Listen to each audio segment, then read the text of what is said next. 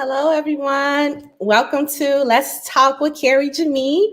A happy new year to everybody. It is 2021. I am so excited to be back with my new shows for 2021. This month, I want to focus on a lot of like shedding the weight, not just physical weight, but emotional, mental, all kind of things that we deal with that get in our way of being our best selves. So today I'm just super excited because I have a special guest. I don't even know how long ago I met him. Maybe 4 years ago. We met at a book conference, and we were both selling our books and talking about life, and we just instantly connected, me, him, and my partner. And so I was going through what I want to talk about this year, and I was like, yes, emotional intelligence. So without further ado, I'm going to go ahead and bring Mr. DB Bedford in. Hey. How you doing? Good. How about yourself? I'm great. So I know you're coming from what, California? Are you still in California? Yeah. Oh, yay. Okay. So before we begin, just go ahead and let's just give the audience a little bit background about you and how you got into this whole emotional intelligence world. Okay. Well, right on. First of all, thanks for having me on this lovely platform. It had to be more than 4 years by now. Yeah, maybe you could be it had to be more. We were at that book fair in Houston. Yes. Yeah. So, and so I've been watching you constantly evolve since then. So, Congratulations to you for growth, right? And so I appreciate seeing you do your thing. So, when you asked for me to come out, I mean, it was a no-brainer, and the timing was right. So, thanks for letting me in. So, yes, DB Bedford. I consider myself an emotional intelligence expert. I arrived at this space in my life from personal experiences, good and bad.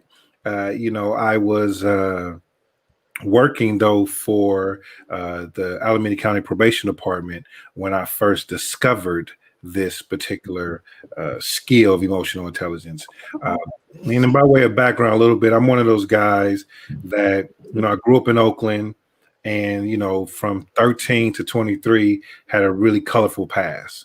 And what do you mean by colorful? You're not gonna let me just roll past that. That was too interesting. Colorful meaning that, at 13 years old, I started selling drugs. I jumped in the dope game in like 86, 87, when crack was just first hitting the scene. So, I grew up being part of the problem. And when you grow up in that type of lifestyle, you're taught that emotions don't matter.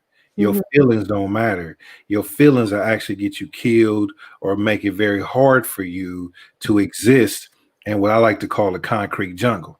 So I grew up in Brookfield in East Oakland, which is like every rough neighborhood across the country. Either you're going to be the lion or you're going to be the gazelle. And so you're going to either, hunt or be hunted. And so when I first got there, I was the gazelle.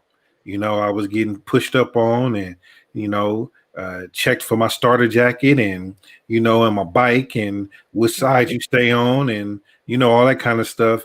And you find out really quickly, like, this ain't no place this ain't how you want to spend your time here. So you end up adapting, most people. And when you get tired of being afraid of the dark, you end up becoming the dark. And so I ended up. I mean, but it's true. I'm from Chicago, and that's true. I ended up pressing a hard line, and from the emotional intelligence side of things, I was only taught one way to deal with my emotions. Right? If we got a problem, then that means that I got to press up on you. Because if I don't, you're going to press up on me. At least that's what I believe. And if I don't do anything, the community going to look at me weird and everybody going to think they could push up on you. So we were only taught with one way to deal with conflict, right? Is to go hard or go home. And so, but you, as you grow, you realize it's not the best way to handle things, right? You can have a conflict with someone and not want to take them out the game. And I lived my life like that for a while, up until the point where, I tried to take somebody's life before. Mm. Ended up being in jail for it, and but I was able to get past that, and the judge at the time gave me an opportunity to kind of turn my life around. I ended up being a 4-time felon, had those felonies Wow. reduced and dismissed, and it gave me a new opportunity. So I became a peace officer for a probation department, the same one where I did my time at. And so my story evolves from there, where I learned this skill from being in the streets, working with people every day. The most common thing I recognize, not only with myself and others, as soon as somebody getting their feelings, all logic goes out the window. This is true. This is Right? true. Right. That's universal. People Right. get, and so I just start peeping it. Right. And I'm just like, man, like the smartest person, the person you got the most, respect for, when they getting their feelings right, they start wilding out and they be out of pocket. So I'm like, this is something that I need to get a handle on. And when I heard about it, I didn't know anybody that had heard of it. Mm-hmm. And since my reach was like from the goons in the street to the CEO of a boardroom, I could ask a variety of people, and nobody really knew about it. But most importantly, the Black culture wasn't familiar with it. And I'm like, we Right. emotional people. Like, why are we not doing Emotional people. it? Right. So I decided I'd be a thought leader in this space. And that's kind of how I got started with emotional intelligence. Okay. And so a lot of your brand is called, and I remember I had a t-shirt, and I cannot find, I do know what that t-shirt is at. I do know what it's at, but you have t-shirts that say, I never worry. And so I never worry is another brand. I think it's probably your parent brand that Right. you had with. And so tell me a little bit about that. So I had a comment that I wanted to read out of your book that kind of goes to that. I never worry. Okay. So yes, before I even go there, this guy has a book called I Never Worry, and he's an author, and this book is amazing. It will help you with every facet of your life. Okay. We're going to try to dive in as much as we can tonight, but we only got like 45 minutes here. I don't want to take up too much of his time, but I do want you guys to know that you have to get this book. Okay. But so the statement is, the ability to never worry using emotional intelligence is a unique strategy that, when infused into your daily existence, will also certainly enhance your ability to manage all relationships connected to your life. Yes. So that's a lot to unfold, but also I just want you to unfold that and tap into why you say I never worry. Okay. So let's start with the I never worry. Okay. So when I was in the streets around 95, I created this brand called Never Worry, without the I. It was just called Never Worry. And it was a t-shirt concept. So when I used to be on the block hustling, I'd be selling my stuff. And when you came and get your stuff from me, I'd have these shirts and I'd hold it up and be like, man, you want to buy one of these shirts? And they'd buy, I was selling weed at the time. And so they'd buy, when they got the weed, they would buy the shirts. And they were just buying it just to buy it. But then when they would wear it, somebody would comment on it, or they auntie might want it, or somebody want one. So they start coming back going, hey, you got any more of those shirts? And I got inspired because when we was on the turf hanging out, there was a guy who used to come sell us shirts. And whenever he would pull up, it'd be like 10, 11 of us on the block. We'd all bum rush him and buy shirts. And so one day when he was driving off, it just kind of dawned on me that he was doing the same thing we were doing without the penitentiary chances. So that's what got my idea, morphed the idea. I didn't have to even cut you off, but that was something people say all the time. If like people at the street could understand the same business logic they got for the streets can apply to so many other areas, we'd be so progressive. But go ahead. No, that's real. And not only will you be progressive, you will excel, because what it takes to be part of the street culture is not for the faint of heart, right? You compromise yourself a lot. You make extreme decisions that you don't want to talk about or repeat. So when you take those principles, you take the courage, the innovation, right, the creativity, right, everything it takes to survive, and apply it into a more slowed down, air quote, normal way of doing things, you're already 5 times ahead of everybody because of the way your molecules move different. You know what I mean? Like you just look at things different, and you're more ambitious. You're more, you got more grit and grind about yourself because you used to sitting on crates in the rain for 12 hours or running from the cops or whatever it is that you're doing.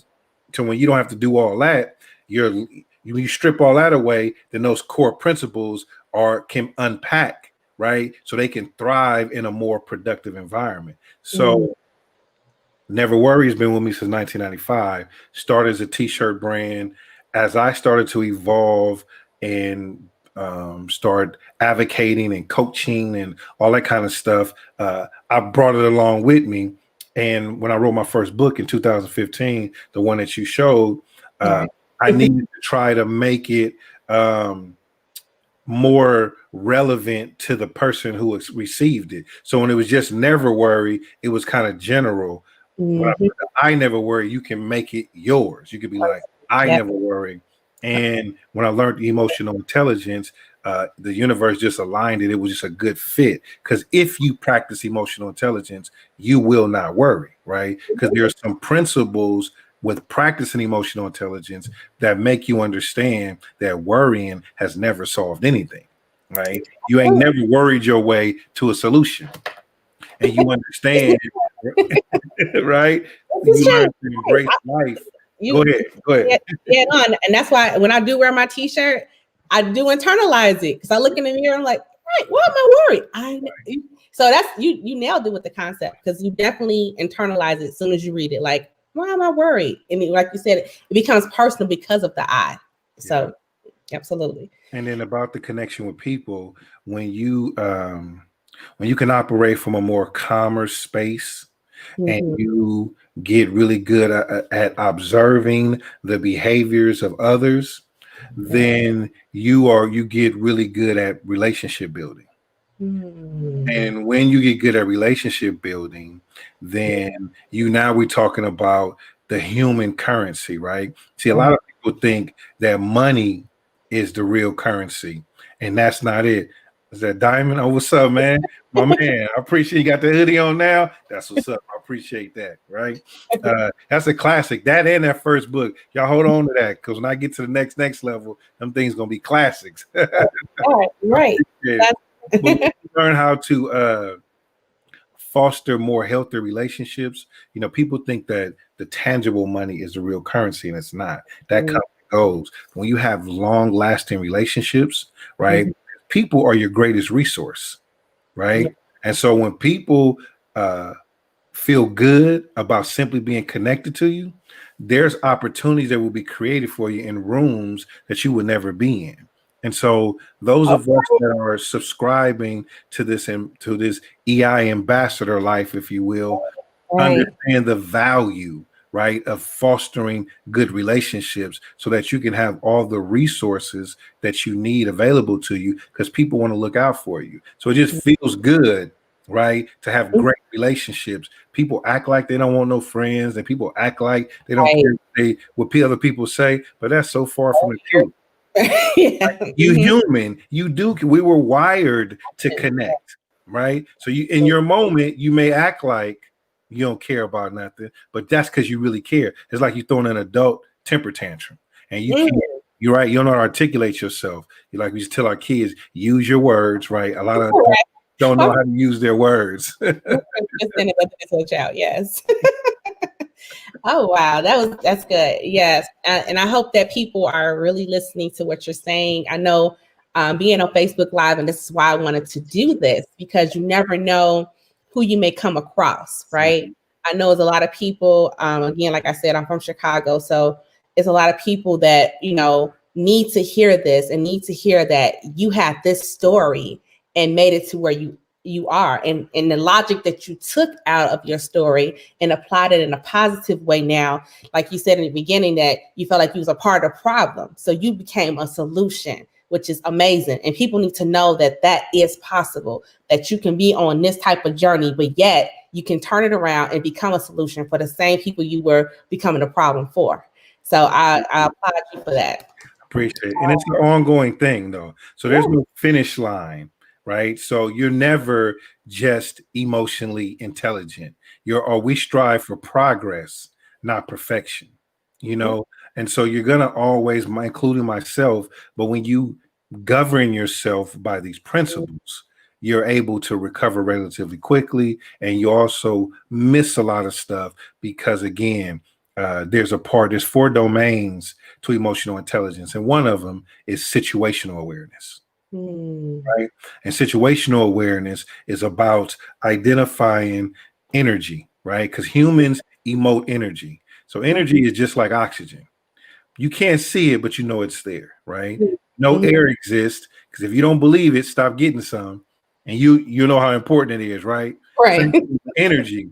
You know energy exists, because that's why people can come into your space and you could be like, man, what's wrong with you? Like, you good? And they ain't said a word, right?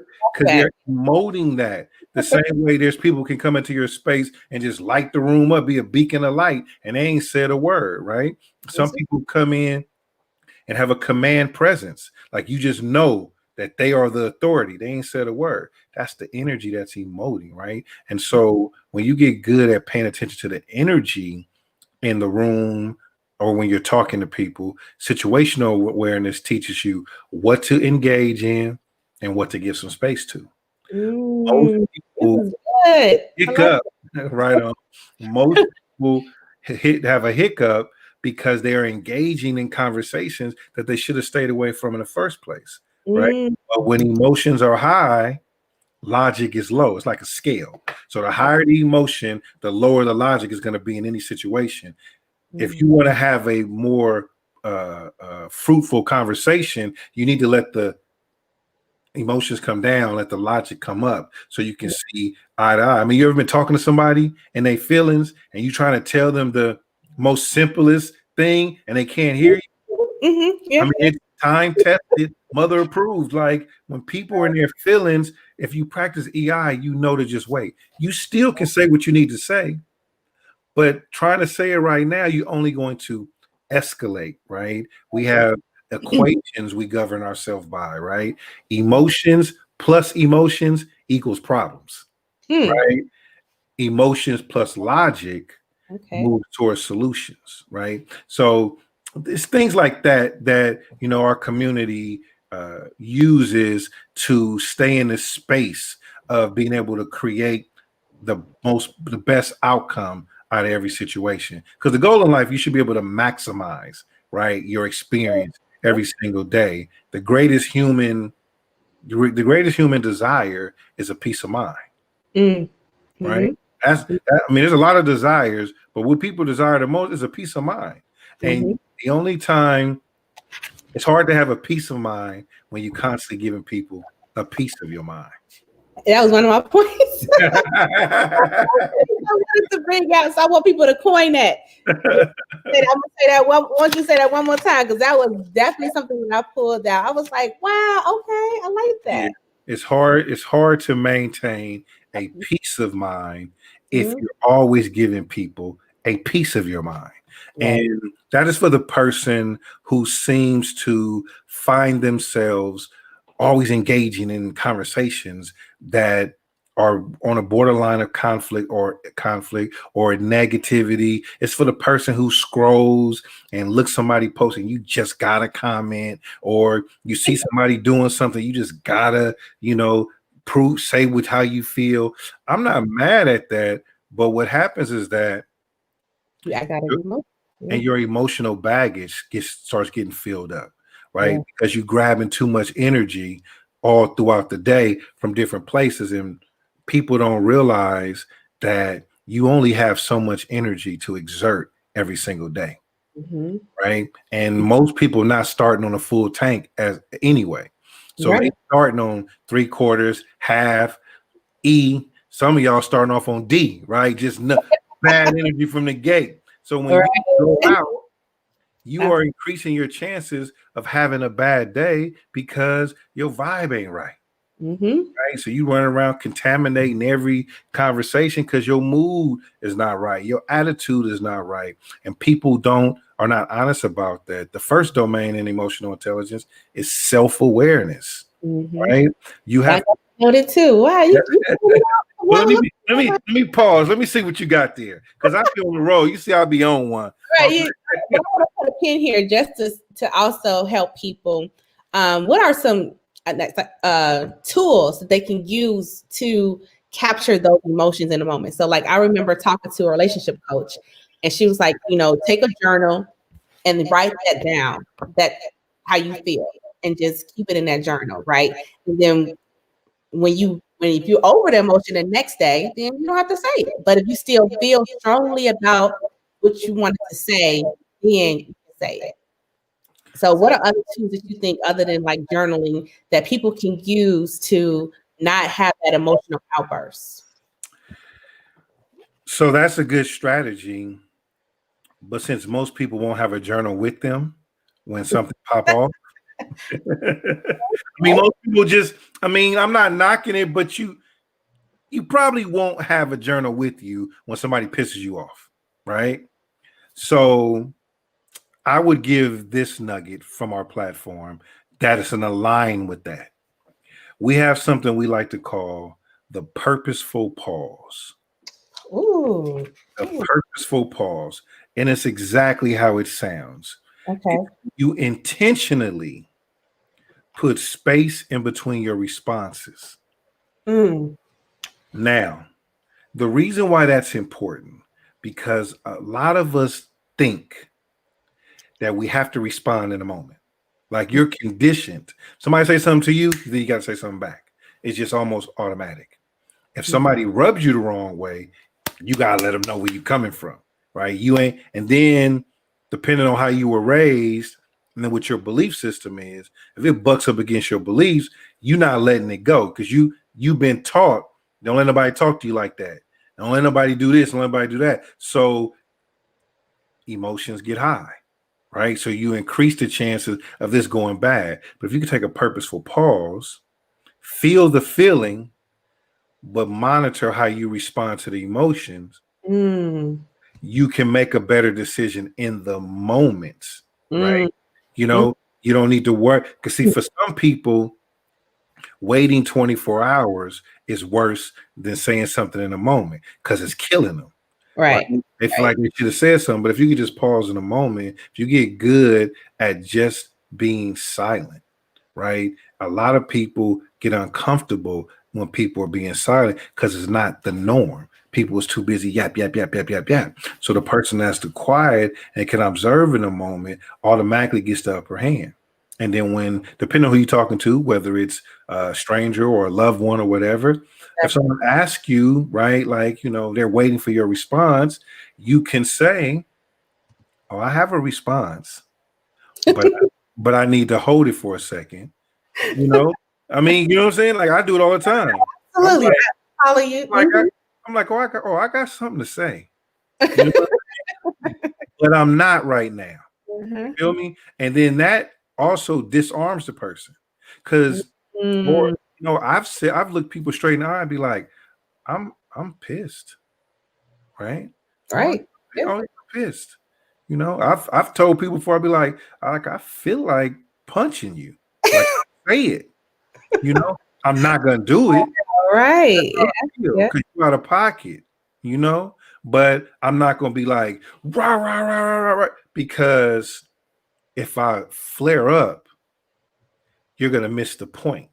Because now you're just gonna focus, you're gonna say I'm tripping or I'm being aggressive, whatever. So I want to make sure you're pretty clear on how I feel. Right? See, most people don't understand that there's power, right, in the calmness. You still can feel the same way you feel, and that's the masterful part of it. So emotional intelligence, emotions. How do I feel? Intelligence. What do I do with that feeling? Right, and that's the key. Yes. Yes, absolutely. Appreciate that. Absolutely. So, one of the other comments that I highlighted was most of our daily challenges stem from the lack of understanding our emotions and knowing how to manage them in a moment. But I think we just talked about that, and how to manage in a moment is that pause, that in purposeful pause. Got to be intentional about it. Yes, yeah. Intention about it. I love that. I love. Yeah. So, you was hinting on this, and you was tapping into it, and I had it on my side as a note, and that's self-awareness. I think that a lot of times we're not, self-aware of our emotions and how we projecting it on other people. And then when the person finally check you on it and say, oh, well, why are you acting this way, or your energy is off, you get defensive because you're not aware that you're in that state. Mm-hmm. So I just want to tap a little bit more into that self-awareness. So the statement I'm going to make here, I think, is your definition of it. Okay. It says self-awareness is the ability to recognize oneself as an individual separate from the environment and other individuals.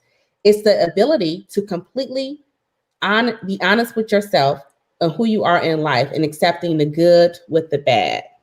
Mm-hmm. Yeah, and I want to acknowledge brother Janelle. I think it said Mohammed's comment. I appreciate what he just said. Yeah, about things being rooted in choice, because people don't realize you always have a choice, mm-hmm. right? And every time I made a poor decision, mm-hmm. I told myself I didn't have a choice. Right? Mm-hmm. I tried to take that dude life. He tried to play me. He played me. Mm-hmm. I gave him a pass before. He mm-hmm. did it again. So I believed I didn't have no other choice. Mm-hmm. You always have a choice. You always have a choice. Yeah. But to the self-awareness, I would say this. One of the things I share with folks is that, so every day, right, we all get up and we find ourselves in a mirror at some point. Mm-hmm. But most people look in the mirror but never make eye contact. Right? You wash your face, you brush your teeth, you check your hair and all that, but very few people look into their own eyes and pause so that they can be honest about who is showing up for the day, right? So I like to tell people, you need to spend more time looking in the mirror instead of outside of the window, because we're quick to pay attention to what everybody else is doing, right? But when it comes to ourselves, we don't want to spend an extra 2 seconds, right? And I understand it, right? Because it's uncomfortable. Yeah, it is. Look at self, right? It's easier to let me just point out what's going on with you. But self is a mug, right? So that's why the number one domain is self-awareness. And I tell people, if you can't look at yourself, then how do you expect other people to look at you?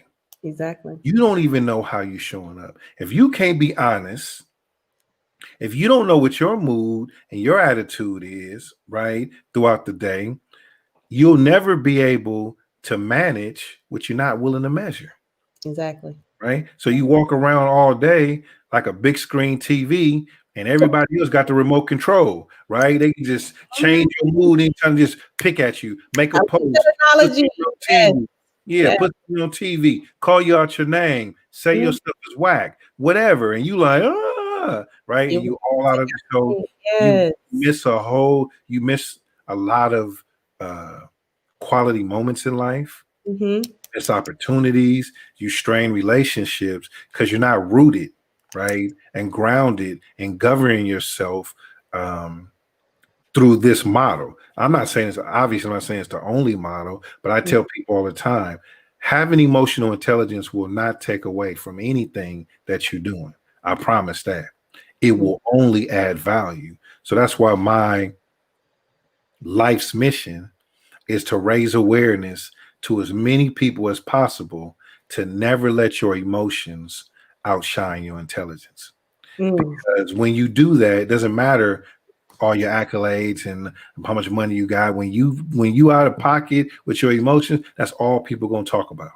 That's what's gonna go viral. That's why viral videos are the messiest ones, right? You don't see a lot of viral videos of people doing good deeds. right? It's always you know what I'm saying, the fugazi. It's always the weird stuff. It's always the stuff that doesn't really reflect us in the right light, but we get off on that, right? We quit. You know, I had this, and I'll pause in a second, but this is kind of important. I've seen this happen a couple of times, twice in the last month, where people started reporting that somebody had passed away that didn't pass away. This happened twice, right? One for a girl, yeah, for someone's like a sister to me that I know, and recently for like a local Bay Area guy, kind of a legend in his own right. They said he passed away, and what happened was that people was quick to be like, "This person's gone. This person's gone," and that's because emotionally, right, we get attached, right, to sharing negative stuff. Nobody thought about fact checking. Nobody takes, let me not say nobody, but the majority doesn't take into consideration.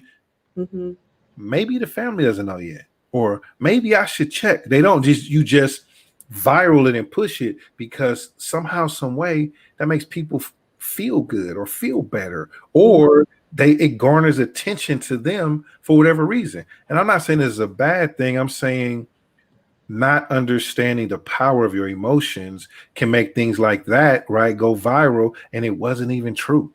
Right. And so there's there's so many different situations like that. And this is no shade on anybody because people can only operate in a space that they know how. There's something that we call our internal software, right? Which is a combination of your beliefs, your values, and your life experiences, right? And we're wired by those three elements: what you believe, what you value, and where you come from. And the challenge about your internal software is most people have not taken the time to update it, right?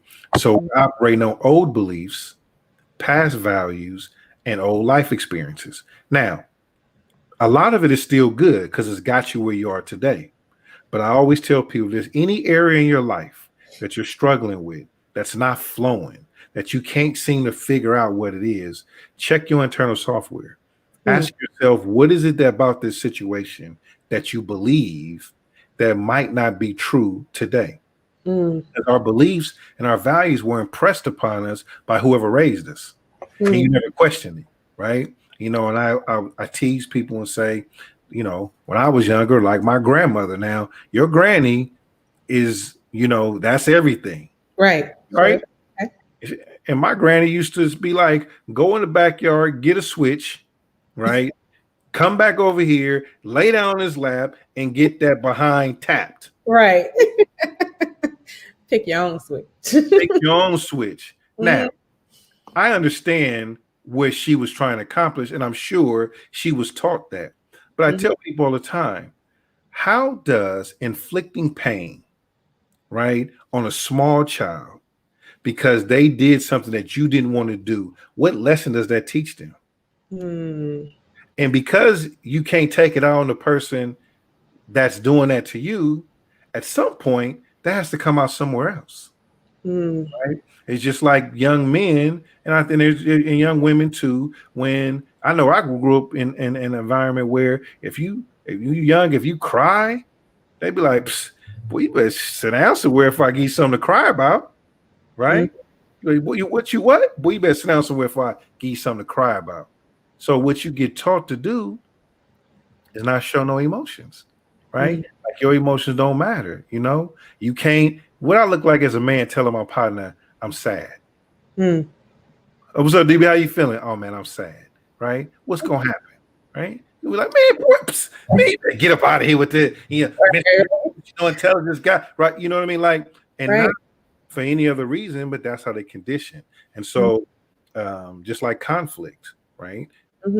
My belief at one point was that if we had a problem, I had to make it more of a problem. But think about if I was acting off the old belief that I did in my 20s, if I was doing it now in my 40s.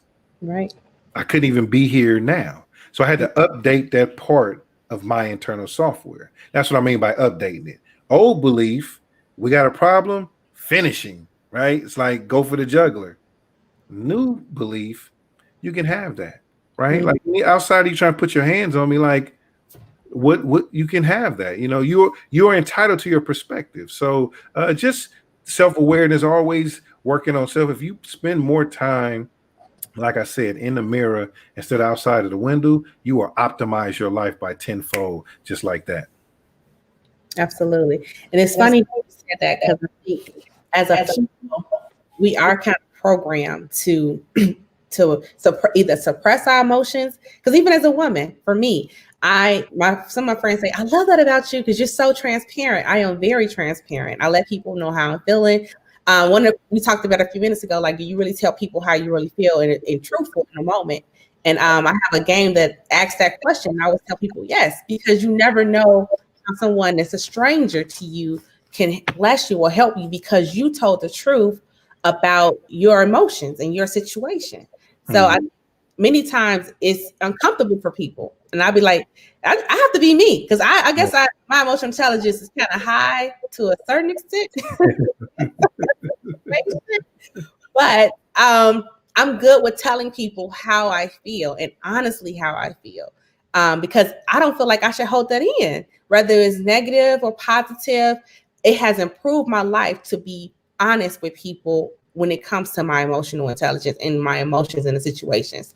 But what I'm learning, what we talked about early on, in that it's a process, like you said. It's not something you just learn and it just happens. Right. It's how to maintain those negative emotions and that negative energy and not just exploding or saying what I need to say in the moment. Now that part I'm working on, but the other part I definitely I think I got a skill for that, and that's being honest with how I feel emotionally and letting people be aware of that and not, acting like it's a weakness versus a strength. And I think a lot of. Yeah, for sure. I mean, there's two things I'll add to that to even make you better at it, right? So it's one thing to tell people how you feel, but also be mindful of how you tell them, right? So it's just twofold. So big ups for having the courage to say them, but then also make sure that the tone, the energy you put behind it, the timing in which you do it, you want to factor that in as well. And then the other part of it is that you want to be mindful of what we call your level of emotional reactivity. And then that's the level at which you react to things, right? So if we put it on a scale from 1 to 5, with 1 being always calm under pressure, right? And 5 putting a 2 on a 10, right? Where do you find you don't have to answer that right now, but you actually where do you find yourself in that? And I'm talking about the things that rub you the wrong way, the pet peeves, the things that irritate you.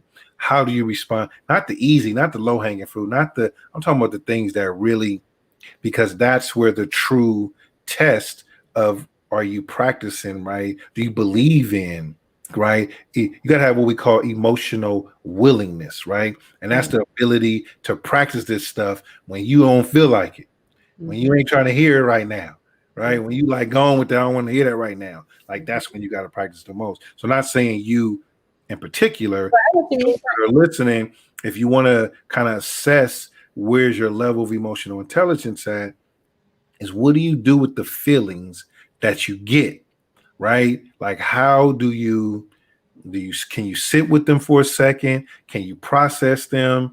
Can you not talk yourself into a situation, as opposed to backing yourself out of it? Because see, a lot of times people like drama. They like to be in it, right? They want to be part of it. And that's part of why people engage in things that are drama filled. That's why housewives and all this kind of stuff popular, right?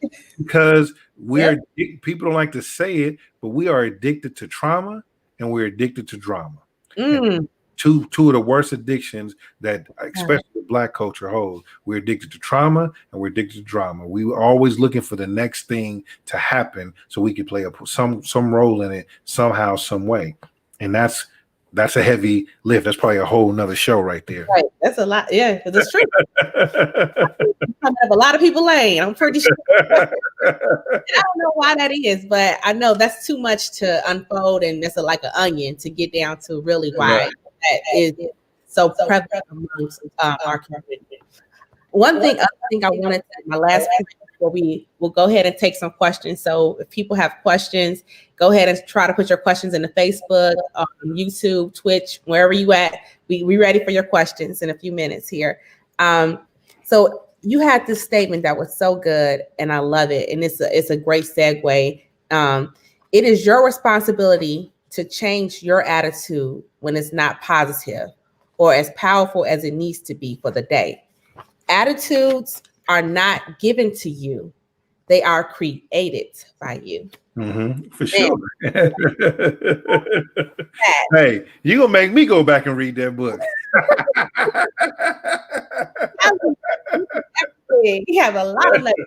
Man, because, and so that's interesting why, it's been so, and you have like the first edition too. So that's interesting that thank you for sharing that, right? Because I'm on my third book now, right? So I've been grinding. You just reminded me. I mean, first of all, I'm very thankful that 5 or 6 years later now that the words in that book still resonate, right?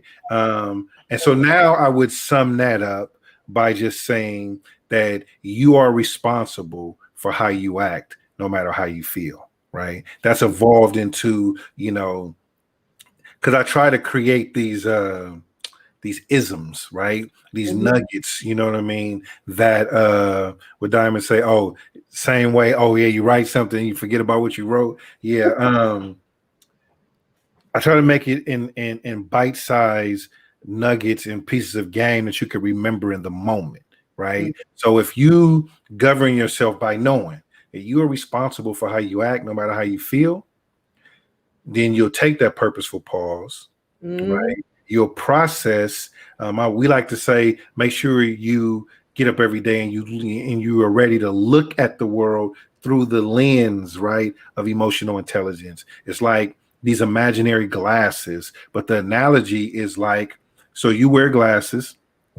If you leave the house without your glasses for the day, right? You might can get through the day, but things are going to be different. There's a reason why you wear glasses, whether you see far, these close, reading glasses, whatever. Without the glasses, something's not going to be clear, right? If you don't practice having your EI glasses on, meaning that you are ready to process those emotional situations through a logical lens, then you'll miss the cues of other people's emotions. You won't be able to pick up on the energy like you're supposed to, because that's half the battle, just knowing what to embrace and what to get some space to. So I would just say to that last thing that you read out about understanding your own attitude is like, we just remember you're responsible for how you act, no matter how you feel. Because Black folks specifically got a bad habit, right, of like making an exception to the rule. Right? We famous for that, but forget that. You know what I'm saying? She ain't gonna be talking to me like that. It's like, wait, what about the EI? Nah, forget that. She's talking about my mama or my son. So they'll insert something, try to make it valid, but it don't matter, right? You're not supposed to, right? You're supposed to handle things in a more emotionally mature manner. But here's the thing, and I'll pause with this. The reason why folks don't, it goes back to internal software, because they feel there's something conflicting about letting somebody off the hook. Right? We have something about, we don't want to let you get away with that. Right? And that is a bad thing to govern. That's a bad principle to be in, right? Because again, now you'll never have that peace of mind, because you ain't let nothing go, and you got to check, and you know what I'm saying, you got to make sure that we think we can hold people accountable. You can't hold nobody else accountable. They got to hold themselves accountable, right? Even if you punch somebody in the face, what if you punch somebody in the face and they still do the same thing? Right. Now where you going? Now what you gonna do? Right? And we don't understand that. So we got to play chess, not checkers. Right? Absolutely, all the time. This is great. I mean, I don't even know what else to say. I have. I want to come on here. I'm like, oh, I'm life coaching with DB, but you got it. I mean, you're hitting it on the head for everything that I think people need to hear. So hopefully a lot of people took your information and they took your nuggets. They can always come back and watch this video and see the things that were said, because a lot of things were said. And I was taking as many notes as I can for myself and to share with others. But you did an excellent job with that. So I know I wanted to open it up a little bit with questions. Usually I try to keep the show between 45 minutes to an hour. So we're at about 46 minutes. So I'm going to try to get a couple of questions in. Are you okay with that? Okay, great. So one question I did get is, tell me, how do I apply emotional intelligence to my relationships, my dating relationships between men and women? Okay. So just definitely one of them, right? So I'm gonna give you a nugget, but I'm gonna give you a philosophy, right? Okay. So the first thing when you practice an emotional intelligence, it is not unique to any situation, right? So it's not like, how do I do it with my parents? How do I do it at work? It's not that, right? Because that would make you think that you have to create something new and special for those different areas, right? The principles of emotional intelligence, they universal. So the question I would respond to that. So in relationships and in dating, the most common thing is that people get on each other's nerves. Yes. I mean, if you go deal with another human for any length of time, right, you're gonna get each other's nerves. Mm-hmm. The first thing that one needs to do is probably understand something we call projection bias. Projection bias. Okay. Projection bias. You do know that the only reason that you get bothered with somebody is because they're doing something that you wouldn't do. Think about it. Every time you get irritated by something, you look, you like, why you do that? You know, first thing you say to yourself, like, what they do? Why would you do that? Right? Because what you're really saying is, that's not what I would do. Right. Projection bias, right? You are projecting on to how you would handle something onto the next person. The fastest way not to be upset is to ask yourself, why does this bother you so much? See, when people get pissed at other people, they start talking about what they did to them. The real question is, why does it even bother me? Right? Why? So you living with somebody, or you go out to dinner with somebody, or you live with, she said dating, so I'm assuming they don't live together, right? So you out dating, right? And say if somebody, no, let's go there too. Let's go there.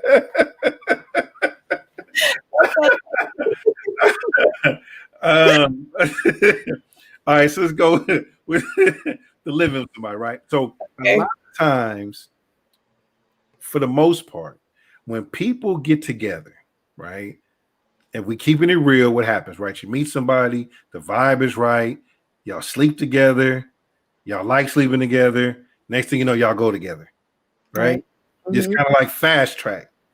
Nobody ever really spends time figuring out what those beliefs, what those values, and what those life experiences are, right? You might get the sugar-coated version, but you don't have those kind of conversations. So what happens is when you start living together, those things start to, so you were raised to always put the dishes up after you eat. Right. This person in their house, they never had to. Yeah. So you walk in the kitchen, you like, dude, can you put the dishes up? And he like, why? You know what I'm saying? Right? Or he gets out the bed and never makes the bed, and you were raised to make the bed, vacuum the floor. So it's rubbing you the wrong way because it's not what you would do. And you have to ask yourself, why does it bother you? It only bothers you because that's not how you handle it. So instead of approaching a conversation from that lens, we just go right at each other, right? And we start down each. And so if that makes sense, you can apply that to any area of any life. Soon as something is happening that you don't like, Okay, why does it bother me? Oh, I wasn't raised like that. Or that's not what I believe. That's not Right. how I value it. They must believe or value something else. The fastest way to try to get to a way where you can work side by side is find out what their values and beliefs about that, right? Mm. So maybe ask them. So why do you leave the dishes in the sink? Right? Is that how you were raised? Right. Well, he probably ain't thought about it. Be like, you know what? Yeah, Oh, yeah, right, yeah. right, Nobody ever put up, and it's like, oh, okay. Well, right. babe, look, I was raised to not only put them up, but to wipe the stove down, to sweep, to mop. And so every time you don't do that, it makes me feel a certain kind of way because that's not what I'm used to doing. And he Okay. might go, you know what? I'm glad you said that because every time you just come behind me cleaning, you make me feel like I'm hecka messy, right? So now y'all getting to the real core of why y'all funking in the first place. But if Mm. you don't pull back a little, if you don't peel back a little bit where everything is coming from, then you're arguing on the surface. And then what happens because we don't know how to handle conflict, we're addicted to drama, we're addicted to trauma, we got unhealed trauma, right? There's an old saying that says if you don't heal from your wounds, then you're gonna bleed on people who didn't cut you, right? So Mm. you got Oh, things going on, and that's why relationships fall apart because mhm. eventually your belief systems are bucking up against each other. You Mm. can't figure out what it is, and so you just give up. Uh, Mm. in behavioral marketing, right? They say a confused mind will always say no, right? So if I come to buy something from you, if I'm not clear on what it is, then I just go somewhere else. Okay. That's marketing 101. But it's Right. the same thing behavior wise. People, if we don't feel like we can get a solution to something, most people clam up and run away. Like, forget, I don't want to do it no more. Right? It's too much. It's too much. I don't want to do. You start making the reasons, but all you're just gonna take your same way of handling somewhere else. Right. Until somebody gives you some game, like you might be getting here today, on Ah. you know what I'm saying? Like there's another way, and we all learn in different spaces. So this is why emotional intelligence is very important to me. Is why I wrote the last book, my most recent book, Black Intelligence, and I wrote that one specifically for the culture. It's just emotional intelligence, soul food version, right? And I'm actually giving the book away, right? So anybody can go to blackintelligence.com. You can go to blackintelligence.com and get a free copy of the book right now. Now, you got to pay for shipping. I bought the books. You got to pay for shipping. Fair exchange, no robbery. But if you're serious about really stepping your EI game up, and if you really want to, all these isms we shared today, and you want to really get an updated version of it, that's the book to go for the Black culture or anybody that supports it. The book you have in your hand is for everybody. And there's another book that I'm repurposing right now, which is called my EI Secrets. I mean, it has 25 proven strategies, right, that can help decode your emotions as well. And then I have like master classes and things of that nature. But for now, anybody who gets a glimpse of this and be like, man, hey, I want to learn more, grab a copy of the free book. And if you like what you see, then you can come closer into the platform. But I really like people to start there to see if it's a good vibe, because I ain't for everybody, and I get that. No, absolutely. And if you're not for them, I don't know who is. You all the bases and like you asked that question.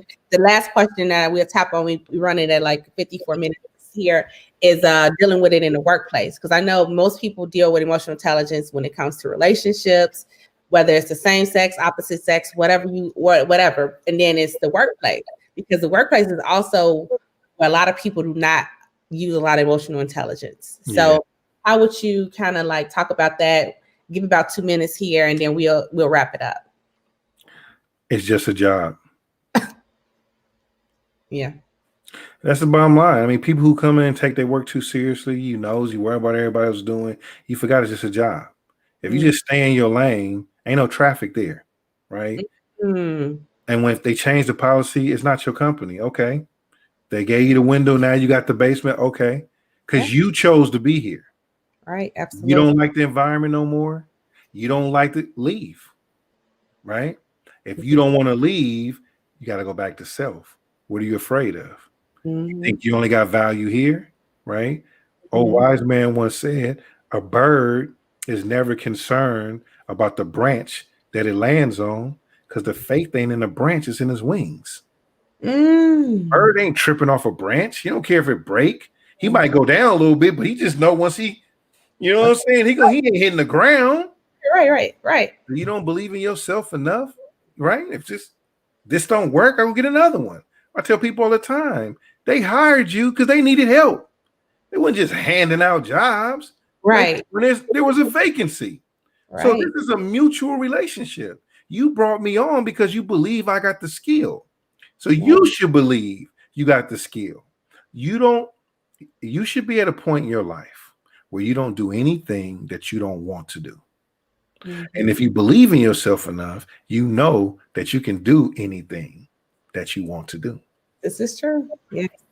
Oh, that was great. Oh my goodness, that was awesome. I am so elated that I did this show. Thank you. Thank you for having me. Yes, I hope that a lot of people, like I said, come back and watch it and can pick up all these nuggets about emotional intelligence. And just like we was talking about the workplace, like you lose your mind for your job and you get overly emotional. And trust me, if they drive you crazy enough that you in a crazy house, they're gonna just replace your job the next day. So, like you said, it's just a job. Learn how to, get your books and learn the tools of how to control your emotional intelligence, and it will make you have a lot of more peace.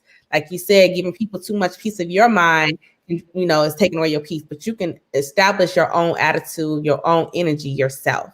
This was an excellent conversation.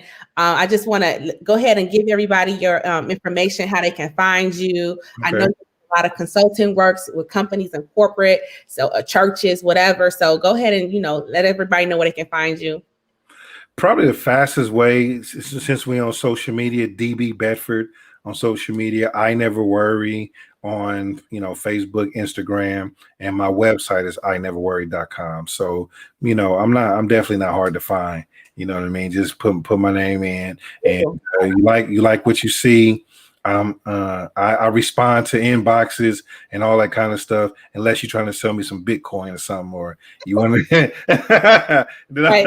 I might, or you know what I mean. But right. Other than that, if you have serious inquiry about growing in this space, I'm here to help. We're launching a brand new program this year, EI Ambassador Program, and so we are getting folks to identify themselves as EI ambassadors. So in their own particular tribe or community, they could have a representation of what emotional intelligence is, their highs and lows of it, and encourage other people to make it become the fabric of their decision-making process. So that'll be coming out really, really soon. I'm excited about that.